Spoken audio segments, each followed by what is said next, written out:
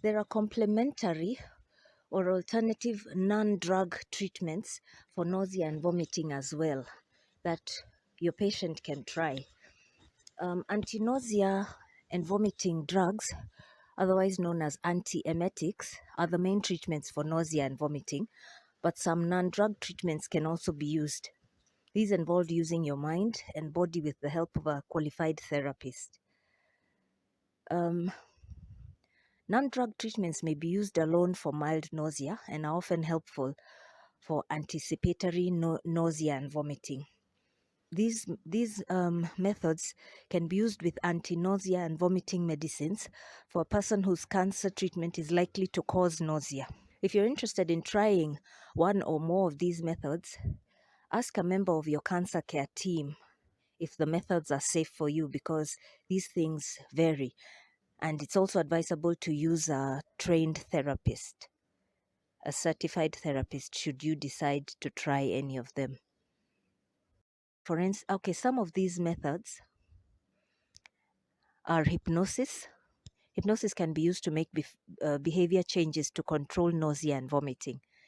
It creates a state of intense attention, willingness, and readiness to accept an idea. It's done by a trained specialist. So that is number one. Number two is relaxation techniques. Relaxation techniques such as meditation, which is focusing the mind, breathing exercises, or progressive muscle relaxation, where you tense and relax the muscles, can help decrease nausea and vomiting as well. Those are just two. You can look up several others if you'd like to look at alternatives for drug treatments. There's also some recommended things that you should eat or not eat on the days that you have nausea. When it comes to proteins, it's advisable to eat things like boiled or baked meat, fish, and poultry, and avoid fatty meats like sausages or bacon. It's also good to avoid fried eggs and instead eat boiled ones. And you should make sure that the eggs you eat are well cooked.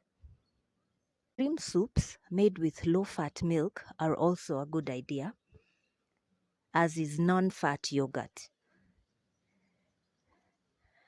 Milkshakes, if they are full fat, may give you a problem. So unless they're made with low-fat milk, it's better to avoid them. You can take juice, especially clear blended juice, which you can maybe make for yourself or have it made at home. Cottage cheese and cold sandwiches. Those are also foods which are good to take.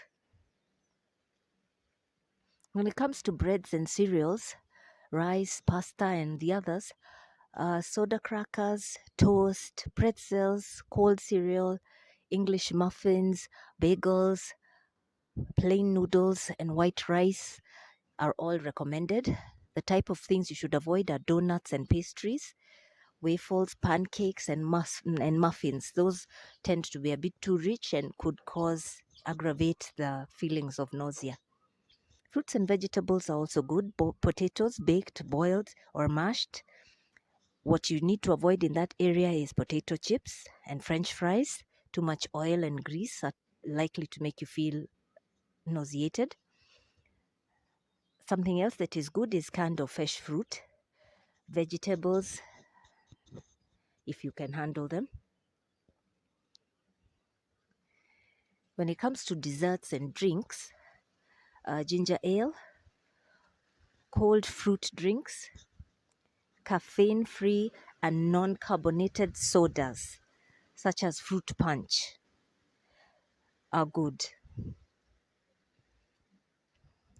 Your regular alcohol, coffee, tea, rich cakes, spicy salad dressings, olives, cream, pepper, those kind of things are better to avoid.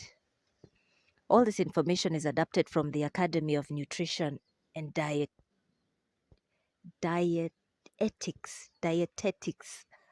I hope I'm pronouncing that correctly.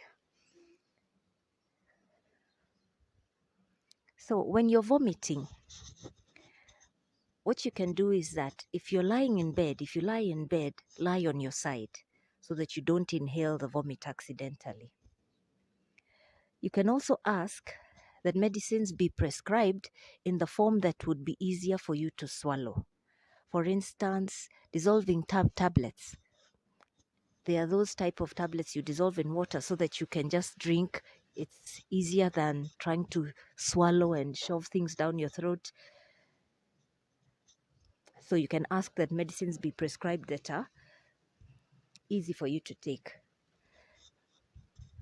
The other thing you can do is to wait until the vomiting has stopped before eating or drinking anything.